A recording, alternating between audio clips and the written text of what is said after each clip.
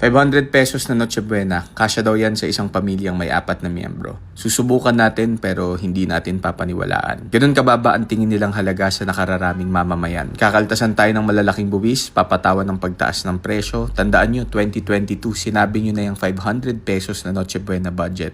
Wala bang price increase na nangyari mula nun? Budget nyo sa flood control, pataas ng pataas, pero gusto nyong spaghetting handa namin, pababa ng pababa. Spaghetting walang ingredients tulad ng mga proyekto nyong tulay na walang daan, walang nakakatawid, walang natutulungan, puro tiwangwang. Sabi pa ni Secretary, kung tutuusin daw, diniin pa, tipong utang na loob natin na nagawa nila ang price freeze hanggang December 31.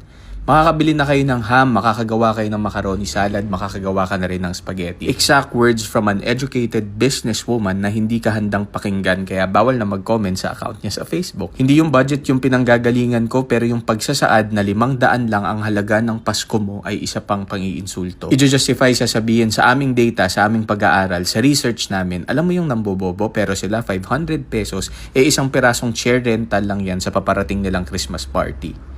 Ayan ang mga pasok sa 500.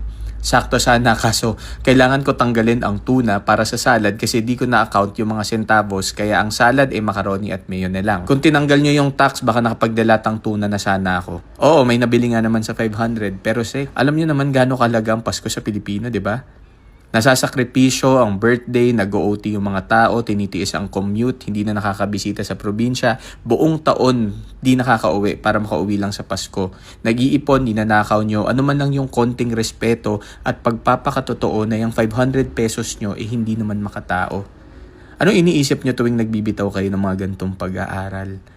Kayo pa tong nag-masters, doctorate sa ibang bansa, nagpatakbo ng malalaking negosyo, sasabihing bobo kami, kayo ang tama. Tama, ang lakas ng tama nyo. Kung isa ka sa papanig at sasabihin kaya yung 500, diskarte lang ang kailangan, tinanggap mo na ang halaga mo.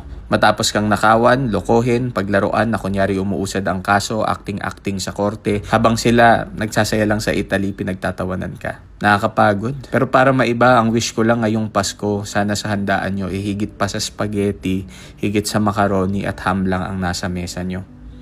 Sana may kahit maliit na cake o ice cream, sana may juice o soft drinks, sana may kanin, tinapay, pansit o kahit ilan pang ulam, isa pa. Totoo naman na mahalaga ikumpleto ang pamilya at nagsasama-sama pero huwag kayong mapagod maghangad ng higit pa. Deserve nyo ang higit pa sa 500.